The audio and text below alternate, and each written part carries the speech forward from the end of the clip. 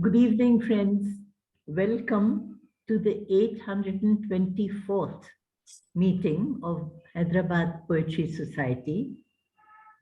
Founded in 1924, our society is nearing its centenary, which we plan to celebrate in a big way. For this, we need your ideas and help in planning.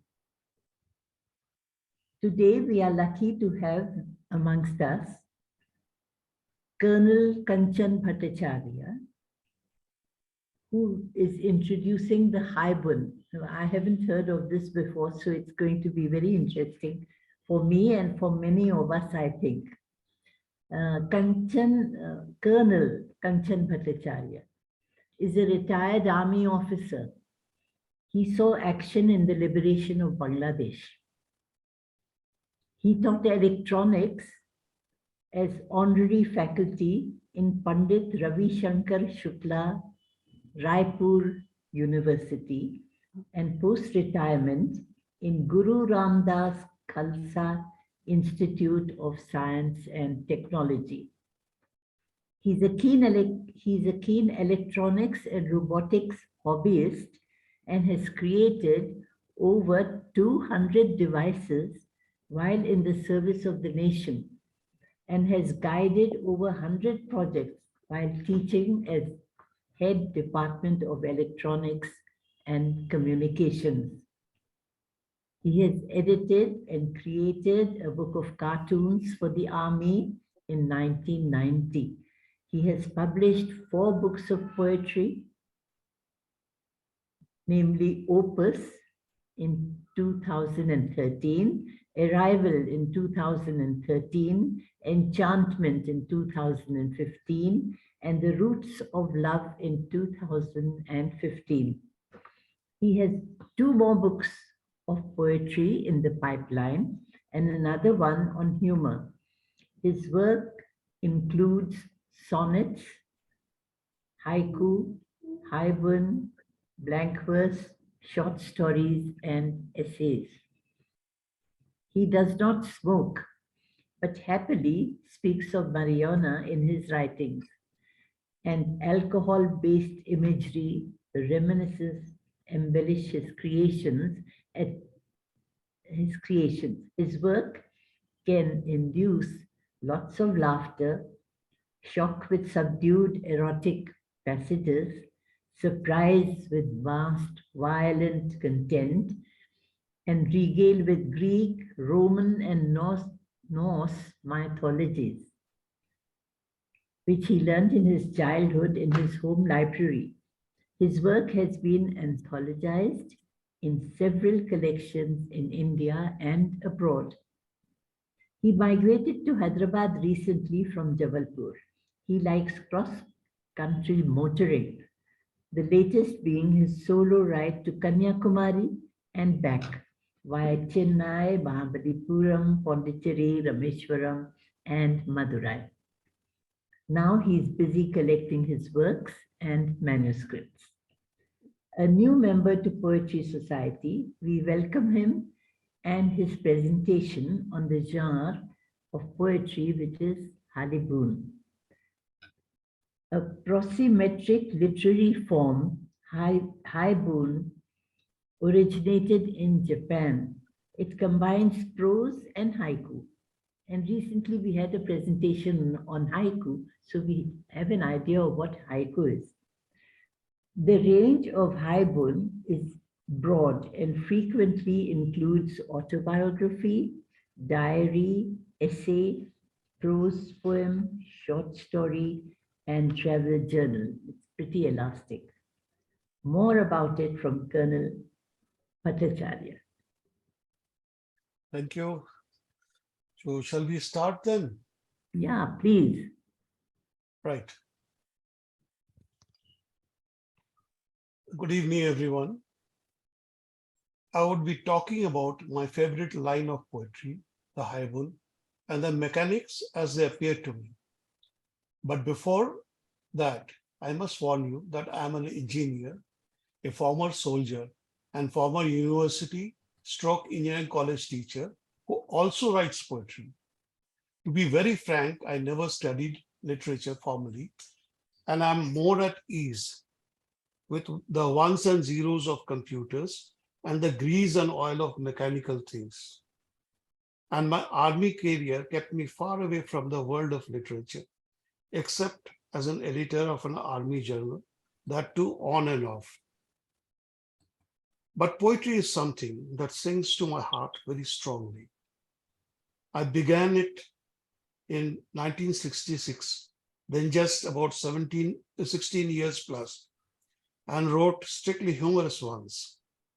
Much later, from an empty home, when my children have left for their own world of livelihood, fleeing the nest as I call it, I returned to poetry. My favorite form of poetry these days is Haibun because of its appeal through simplicity and set format, plus the ease of expressing my thoughts. So today I would like to bring out the essentials of Haibun writing, the form of literature that involves capture of imagery when you are in the mood. So here we go. The Haibun is prose poetry, just as Ismat Appa told us, and it is interspersed with haikus. Written in a first-person narrative, in the present tense, it can range from autobiography to diary writing, essay to travel journal writing. Like the haiku, the Haibun begins in the everyday events of life and can be described as a narrative of an epiphany. Can we have the next slide?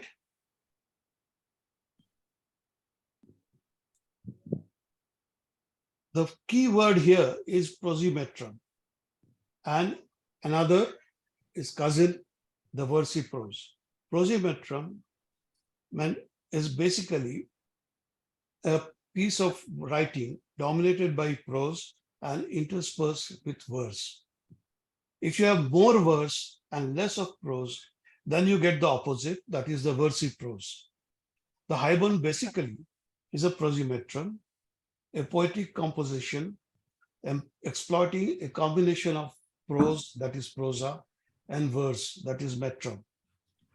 It is a text composed in alternative segments of prose and verse, popular both in the Western as well as Eastern literature. Haibun may encompass a prose story with occasional verse interspersed, or vice versa, verse with occasional prose explanations. Both forms coexist. We can now see the process. The process involves basically creating something in prose. It uses your emotions and your feelings at that particular moment and translate it into recorded prose. It is to be written in a sparse form. It has to economize with words. It has to be minimal, therefore, and it must evoke your senses. It must intensify the effect. With an haiku, not necessarily in the end, but it can be anywhere, and there can be more of haikus at any place. As you can see, it involves prose poetry with a hidden rhythm. It economizes in words, and its sentences do not always follow grammar or remain embedded in one theme. The prose part of a Haibun is allowed to meander and to create surreality, pinging, stinging, pouring wine and touching the mind with all the intoxicants it can lay its hand on at will, as it is summarized next. In essence, Haibun is the narration of beauty, mystery, and contradictions inherent in life. It usually describes elements of travel, events, stimuli, physical feelings, and observations. And in the beginning, in the middle, or at the end, we create a sense of permanence with a haiku. A few words to freeze the moment for the reader. A sunset, a dawn, an afternoon watching siestas, a train chugging along, a row of tall trees swaying in the wind, and a woodpecker knocking at the pine cone, a pair of lovers kissing in a twilight of a staircase, the discovery of 1,000 unaccounted for rupees in your pocket, the going away of a mistress from an adulterous tryst, the sadness of a death, watching a bride changing hands. This all can be subject of a haibun. The credits of modern haibun writing must go to Masaoka Shiki, who was a poet, Japanese poet in the Meiji period. Meiji is when Japan transited from the old-fashioned locked atmosphere, isolated from the West, and it opened out into industry and into progressive thoughts. Shiki is regarded as a major figure in the development of modern haiku poetry, and he is credited with writing nearly 20,000 stanzas during his short life. He died of tuberculosis. He also wrote on reforms of Tanka poetry.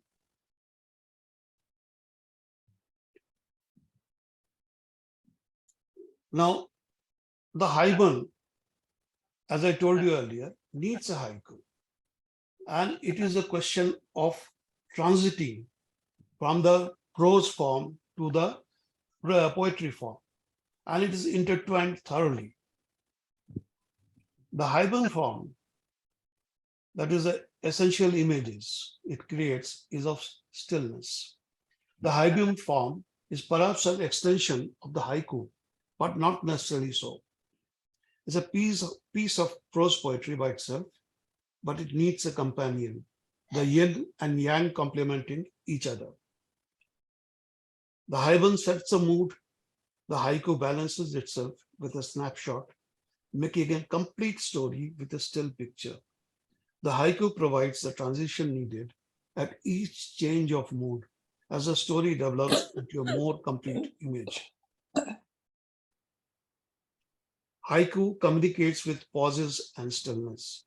It's a pinhole camera that holds a picture frozen in time for posterity. Stillness is the prerequisite for any creative art, but more so for haiku. It is evident in the works of Basho. He sought tranquility in the remotest of places, alone with himself, yet he froze a huge number of events in his life in the form of the haiku. You must look at his haiku, the one that is always brought to us as a lesson. Old pond, frogs jumped in, sound of water. Now, there are simple statements. Now, let's see what remains untold here. Just imagine the old pond, a pond covered with green algae, rife with life beneath the surface. There are open patches where sunlight enters the depth of the pond. A tree casts long shadows. Yes, it is an old pond. The frog is a symbol of life in contrast with the overall stillness of the pond. Perhaps there is an intruder somewhere, or maybe there is a small insect darting about in the pond. Maybe it's a raindrop that has startled the frogs and they jump into the pond. So here we are talking about the stimulus creating that event. Nature balancing itself. Each frog creates a splash. You can imagine the tiara of pear-shaped droplets surrounding the splash, a transient that in turn creates ripples spreading out. And inevitably, the silent pond returns to his forever rest after the moment of a disturbance in its tranquility. Imagine the haiku just took a snapshot of all these events in just those few words, 8 words here, old pond, Frogs jumped in, sound of water. You did watch it. Somehow it strikes a chord. And it's recorded in 3 lines, images and imagination, precisely told in 3 phrases. 17 ons or more in Japanese, interpreted as syllables in English.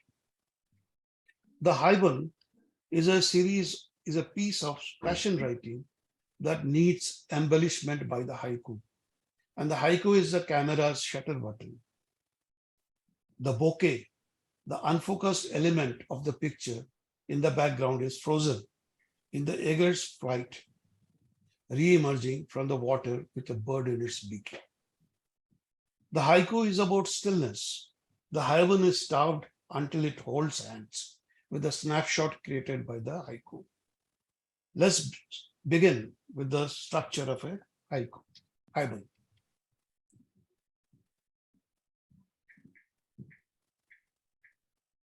A haibun may weave a large number of haiku pieces, but we need restraint because we shall then be unsure if a prosimetrum or a versive prose is emerging. And so we must restrict the likely abundance of haiku.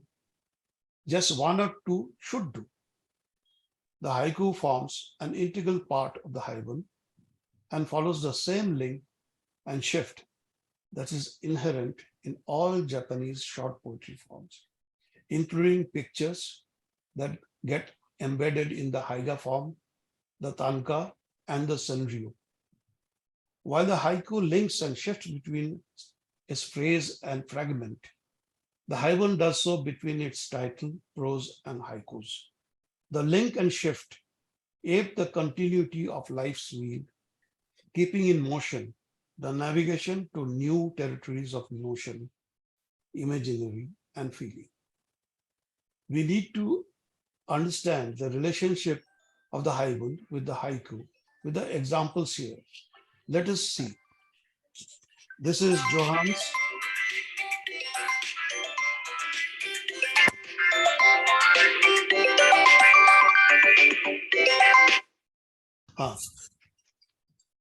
I'm reading out from Johannes Manjrekar, who wrote this one in 2018. Later. There were dark clouds and the evening sun breaking through, and a child lost in the eating of an ice cream, and even with impeccable timings, an egret in purposeful flight. For an instant, the world was still and crystal clear. How quickly darkness fell. And now there are only word-shaped sensations losing their way on paper. But I still carry that moment so clear. Ragged clouds. The egret's whiteness now out of sight. Now here, Johannes has brought out the stillness in his haiku. He has taken a snapshot of the egret flying and getting out of sight. So he has just embellished the words of prose with his poetry. Now, whether haiku or haibun, Japanese poetry celebrates nature. And the poet must be an ornithologist, a zoologist, a biologist, a spiritualist, a psychologist, and a painter, all of them into one body. Now, poetry is a niche genre of the world of literature. The Japanese forms are even more so. Haibun poets and haiku masters all over the world are a subculture practicing in quietude, with limited printed book possibilities. The haibun accepts this challenge and brings in the surprise in a story enhanced by a poem. And what else but the haiku? Now, the haiku we must see in detail. And who else but Anjali Dodha the late poet, who had brought this out recently. The first one is Summer Stillness, the play of light and shadow on the wind chimes. The second one, Quiet Afternoon, water shadows on the pine bark. And the third one is Stillness, sand sifts through the roots of a fallen tree.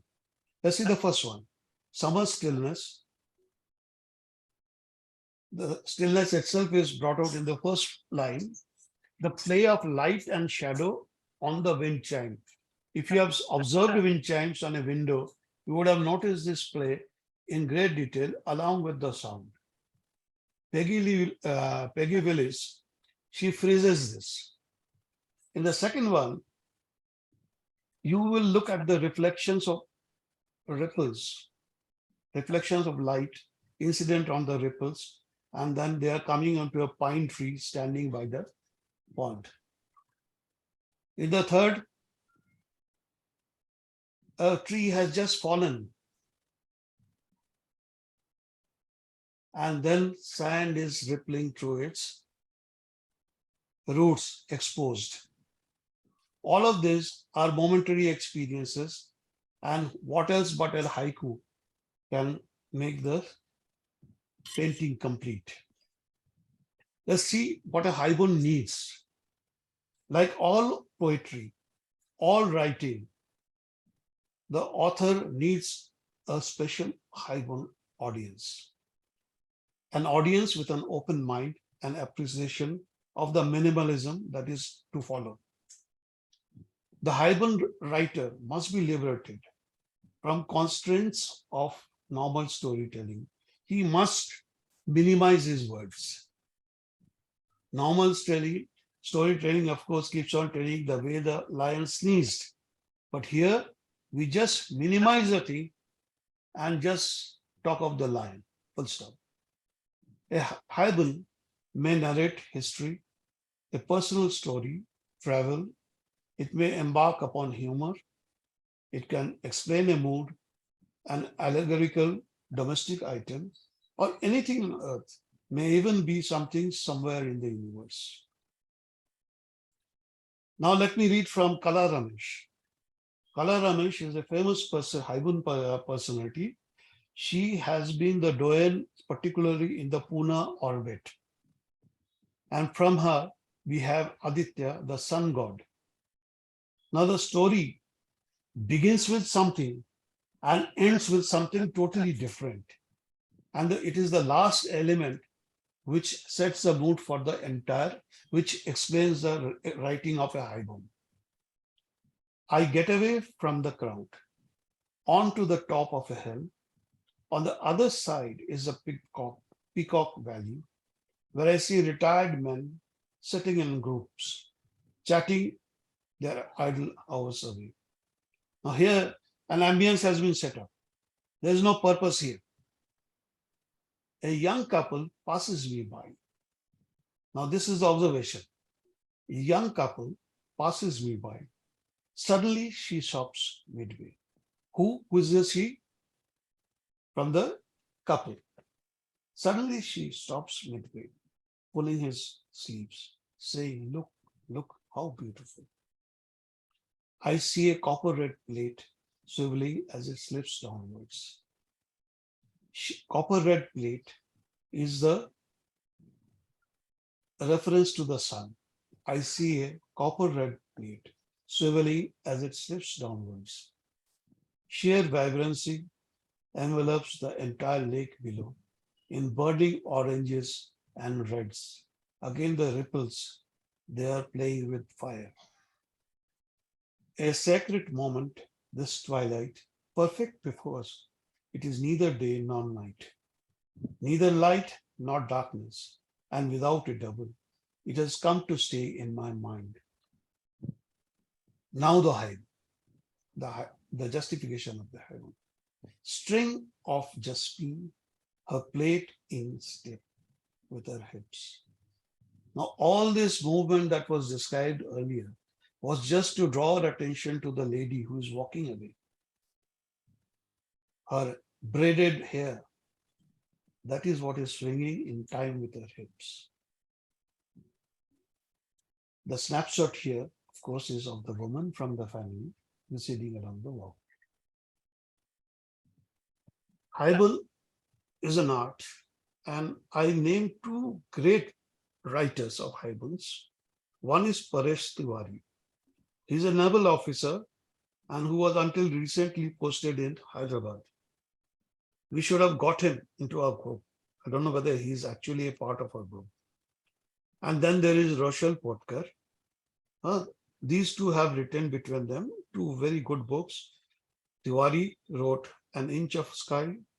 Potkar has Paper Asylum to a credit. Then we have got another Hyderabad lady, Akila, who along with Firdaus Parvez, Kala Ramesh and Shalini Pattaviravan really has got a running Haibun Gallery, a magazine, which is published every 3 months. Now with this, I come to the prelude. I will now come to what I write. And here, the first one is about my experience during school days, which suddenly popped up when I was in my 50s. And this was the story of the Santal woman. The sinuous wave of intoxication in a passing wayside scene, red soil, actually red soil footpath, white flowers on a chiseled piece that moves and beckons amid the summer blooms, tufts of white gleams, a sunlit smile begins the fall of wicked erotic voice. The wind roars, the red and ochre soil, home to the sound, a termite hill, and the first touch of saffron buds on a mango bough. With this, you have found that I'm talking of April, late March, April. Ebony woman, black hair buns, plucks mahua in the summer. She has no reason to be in my dreams, nor to stir the meter and the rhythms of breathing. And then comes the roar of reality. 500,000 hours have swept me by. I stepped on the mica, twinkling with the shoals of curious little fish in a shallow forest creek, and meet the gaze of a wood nymph. And now the memory speaks of it teenage time. The Santhal woman in the sal forest of Deoghar. Tall trees, dark shadows. Summer breeze, a hunter stalks, a doe, hide and seek. Now I've talked about Greek and Roman mythology. Rather, I was introduced as having some knowledge of this. Well, my favorite is Diane and Orion, and here I am, Anchorage.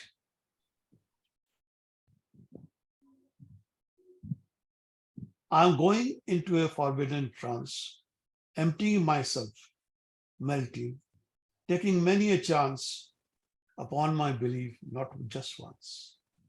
Lie until the twisted thought confronts. You are my death, let me go.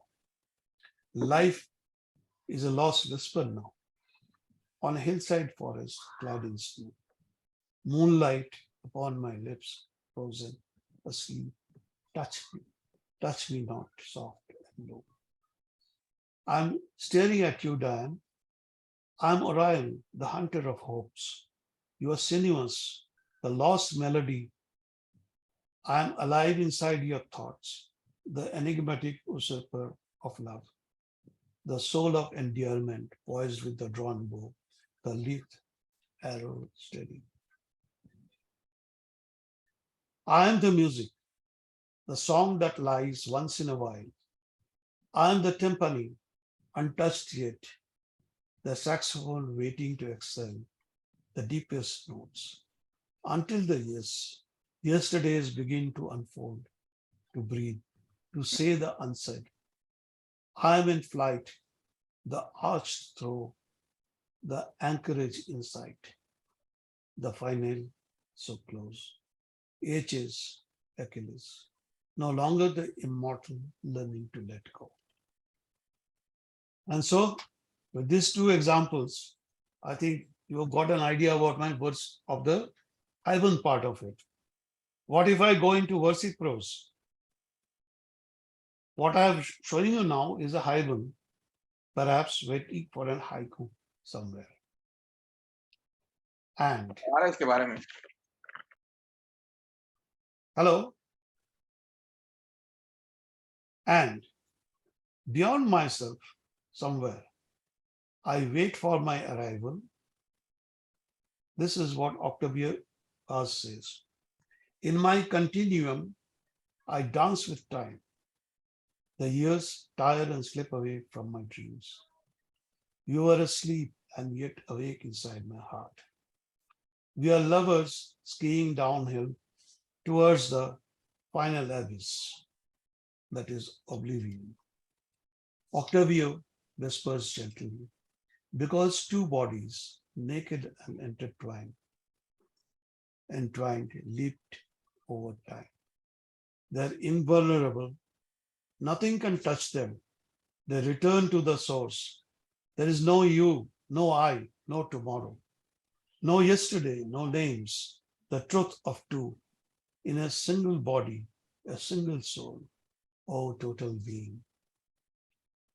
This is from the poem Sunstone in Piedra del Sol. I look for immortality inspired by love, the end of pain, passing passions, pain of passing passions that never wane. I wait for arrival, daylight at Elysium. I speak of fantasy. One last one.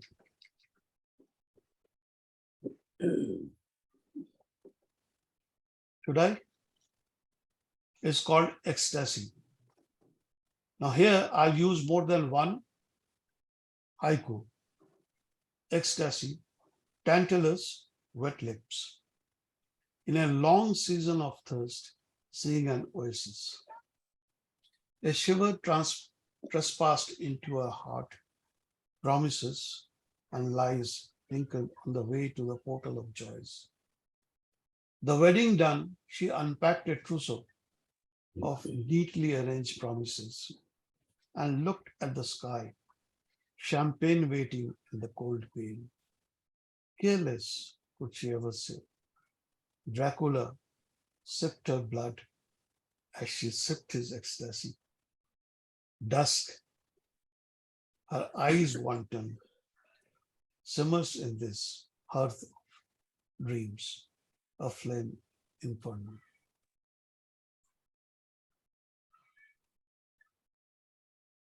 So with this, I'll come to the end of my talk. Let's have, what do you feel about it? Let's have the questions.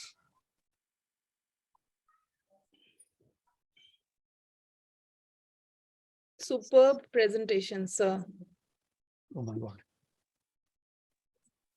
What do you feel about the poems and Beautiful. prose? Oh God, thank you. You are yourself an awesome orator. You write so beautiful poetry, Mahua. Thank you so And much. then you are also a very much rewarded poet. You are acknowledged all over India, if not the world. Thank you so much. I think we are missing an opportunity if you do not join our society. Anyway, I would love to join, sir. there we are.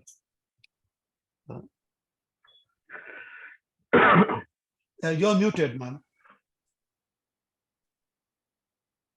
Yeah, that was a beautiful presentation. Thank you. And the poems are so lovely, but very philosophical. You have to really go over each one and mull over them to get the true essence, the true meaning. It's not like reading a poem by Wordsworth or Blake or someone, where it's all picture, like a picture, like an image. But here there is so much of the inner thoughts, the inner feelings, the inner sensations are very beautifully presented. Yes, Now, thank you. my question is, This one. if it started in the late 19th century, why is it so rare? Why didn't it catch on? Well, to this, I can only say one thing, that our education system was not actually global. It stuck to the western side of the world throughout. And therefore, the East, poetry of the East has been neglected. And even if you see, there are beautiful poets all over the world. If you go to the deserts, right from Tunisia, Morocco, come through to Egypt, there are fabulous poets. Okay, then you go to Turkey. Again, there are fabulous poets. We ignore the poetry of Romania. We ignore the poetry of Hungary. We have been ignoring everything except what is the theme of English poetry. And therefore, one has to get out of this and get into this thing. We are familiar with Russian writing because of the recent developments. I mean, since the turn of the 20th century. But we are not familiar with what is happening the world over. Haibun form, it is what is inherent in all of us. We can write Haibun, all of us. Prose poetry, if it includes a haiku, it formalizes that. But there is no need to change to Haibun just because we want to write poetry. We can stick to our form of Haibun without poetry. Even that is awesome. This in combination where you are free to express yourself. If I had the time, I could have read something which would have illustrated this point. Okay, but the fact is this one, that Indian learning is basically based on the British system of education, and we are focused primarily on the British American syndrome completely. We have not grown beyond. That is No, but my feeling. yeah, you explained that very well, but I just want to know whether in Korea, in China, in Malaysia, in the East, places which have not been touched by the British colonial education system, has this been adopted? We have neglected, madam. My simple thing is this, that we are focused completely on this thing. Now, I have touched, sometimes I have seen Indonesian poetry. I cannot quote right now because they are somewhere in my archives. Okay. Then I have seen poetry from Arabian countries. They really have got this thing. You take Orhan Pamuk for that matter. You read Orhan Pamuk. Today only in Facebook I have put in a quote from him. Okay, fabulous poets. Then there are Syrian poets. Well, poetry from Syria is fabulous. We don't read them. So someday I may talk about those forms of poetry also, poetry of the Middle East. I would like to talk about poetry of the Middle East, bring out where we are limited. We have focused on two things. First of all, the Indian form of poetry, that is the idiomatic and semantics of Indian grammar and everything, the way Indian poetry is written. And we sometimes, when we write English poetry, it is got tinges of, Indian feeling, Indianness. It's an admirable feeling, but it is not English poetry. Because if you are writing in a particular language, you must transform yourself completely in the ethos of that particular form. This is my feeling, my personal feeling. If you want to migrate and say that it is Indian English, or whatever it is, I think it's different. We think in all languages, our own mother tongue. And then if we write English poetry, we will find the mother tongue dominating in that particular form of poetry. This is my personal feeling. I'm not saying that Indian poetry is bad, but what I'm saying is that there will be an intermix. Not that it is bad in any way, it is beautiful. I have also noticed that in most of the poems that you quoted of Haibun, nature is embedded in all the examples. Yes, madam. Nature is the theme of haiku. Hmm. Nature is a haiku because there is something called the kigos, Kigo. The kigo is a key season word that must creep in somehow. Okay, that must keep in somehow because it is with the kigo that you are affiliating yourself with nature. Even the first one, the pond. Pond is an element of nature. Okay, then we have got the sounds of nature. Okay, then we have got the seasons. Everything comes in there. In the haiku, there are something about say 500 odd season words which are listed out. And Japanese poetry, in one form or the other, will bring out one season, if not directly, but indirectly. For example, white. White may symbolize winter, it may symbolize autumn. Rain, because it rains in early November in Japan. Therefore, it also signifies the season autumn. Not only monsoons, it also can signify this autumn. So that is there. So there are a lot of things.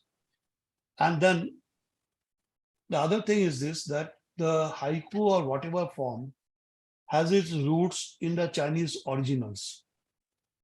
The Kanchi, the 7777 poetry, form of poetry, 7 syllables poetry. That does not change, and Kanchi can be a regular form of long verse. You can write a ballad on that. You can write an epic on that. But then I stick to the 3 basics because my knowledge is limited and I have got no claim to literature as such. Here what I do is this, I stick to the Haibun, I stick to the haiku, and I stick to the tanka. Tanka is the Haibun enhanced by 2 more lines of 7 syllables each. Okay, so you got a 5-liner there. And what the haiku restrict yourself, the Haibun, the tanka allows you to express more. But then tanka is a no-no with the Haibun because you are already using a huge passage in the Haibun. So there you will stick to your tanka.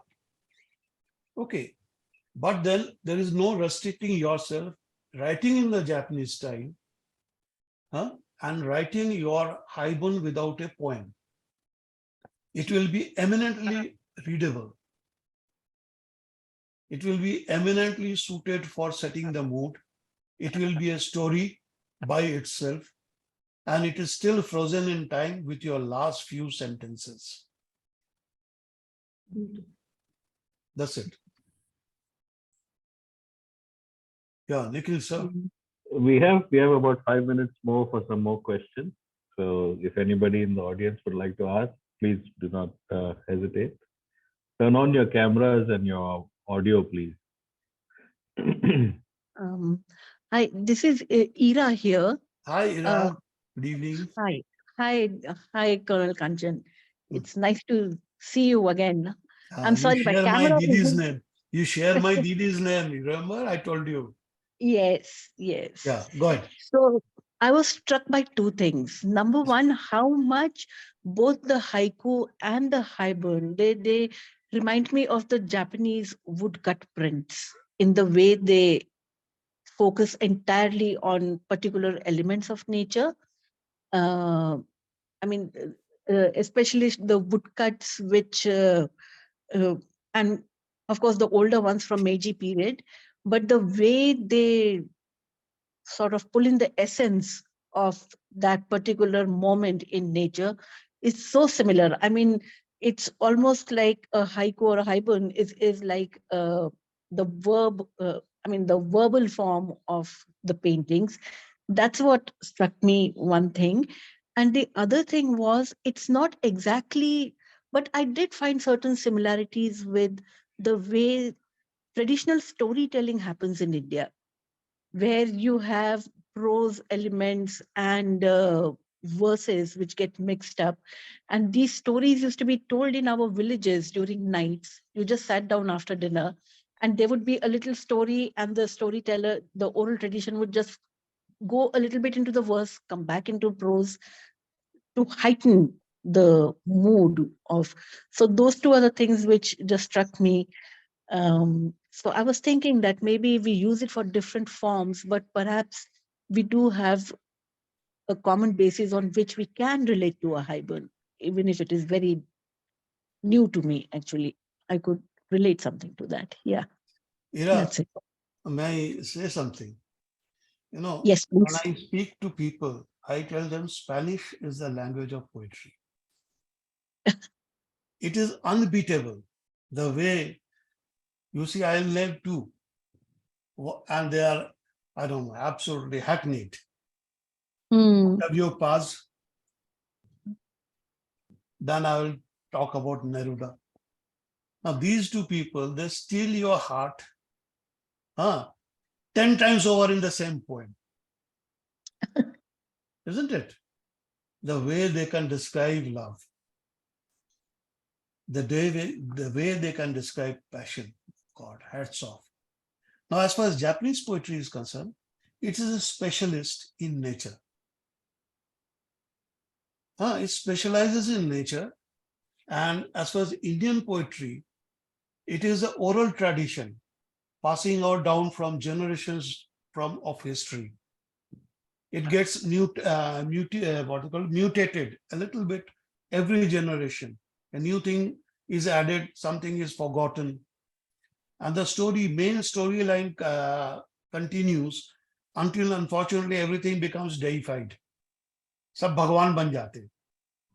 So that is what is the sad part of Indian poetry, that you bring in God in normal stories.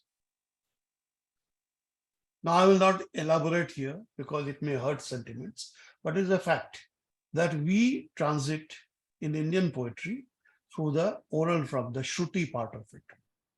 It is a Shruti which continues. Shruti is the art of hearing and bring it out. In music, Shruti is the nuance part of it, which you bring out. For example, if in English music, you're going through glissando and you're naming the notes as you are sliding through. Okay, so every one of these things matter in the syntax of poetry. We cannot say poetry is purely of Spain or of Japan or of India or any country. Poetry is everybody's heart. And that is where we belong. Poetry, therefore, must come along with us. So that's it, what I would like to say. Incidentally, I've got a message for Ira. Marcella is waiting for you. Oh, thank you, thank you. I would love to. We have to continue that conversation. Yes. Yeah, later. Yes. Okay, Yes. but I Yes. must thank personally everybody who is here. Aruna, you have not spoken. Karthik, we should meet. Kusum, we have met on the net so much. Then we have got Sarah. She is one of the persons who helped me get into the Poetry Society. Introduced me to Nikhil and to Philip Joshua. Then, of course, Ayazuddin, who has publicized the events for today. I met him in Uma Magal's show. Then we have got, who else? We have got Gauri Madam and Jayanti ji and Revati Madam. We haven't met, but someday I hope to meet you all and have an exclusive face-to-face talk, reading poetry out to each other. Of course, I invite Mahua to please join. People should hear you. Thank you, sir. I'll definitely join. I would love to join. Yeah, I've sent you the form also. Yes, sir. Please do. And now everybody knows you. Would you like to read something from your side? Since we are talking about Haibun, do we have time? I can read a Haibun. Yes, ma'am. 2 minutes. Sure, we have a long tradition of staying to time in our Hyderabad Poetry Society. We have 5 minutes. So Okay. please. Yes. So since Kanchan sir has given a very beautiful view and description on Haibun, and I'm a lover of Haibun, so I would like to read a Haibun. And Kanchan sir has already heard this, so it's Charulata. The other day I had read this. Give me just 2 seconds. Charulata is from, where? Tagore. Yeah, it is from Tagore's very famous novel Noshtonir, which was translated later on in Yes. English. Yeah, The Broken Nest. So this poem, this Haibun, is inspired by the character of Charulata. So it goes like this. Tonight, my tresses are bathed in soft lights of the full moon. I'm swimming in a Kusei reality. A flurry of emotions envelop my chest, casting a tangled shadow on my wall. You have left your presence in the anonymity of silence. You have left your presence in the anonymity of silence. Now, I breathe in the breath of your unfinished syllables, a diatribe against the norm, perhaps? For my cleavage hides your syllabic octal that I fear to feel. I preserve the fugitive fragments of your affection in the coffer of my soul. I preserve the fugitive fragments of your affection in the coffer of my soul. Was it tainted? Was it tainted? I do not know that. Did you leave me for they said it's blasphemy to love a married woman? How can love be blasphemous? Is it wrong to love someone who proclaims what is right? I still wonder if you truly loved me. If you did, then how? Then how did your love flutter and flitter in flightless flight over the expanse of nothingness? Without you, everything is just a tint of gray. Your words linger.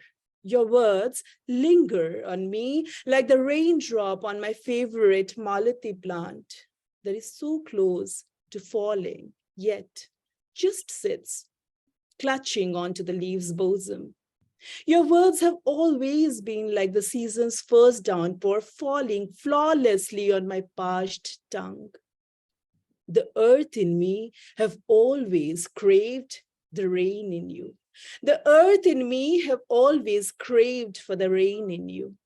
Your memories swirl across my room like gray baubles. I try to capture, clasp, clip, never to let them go. I carry more of you in me than myself.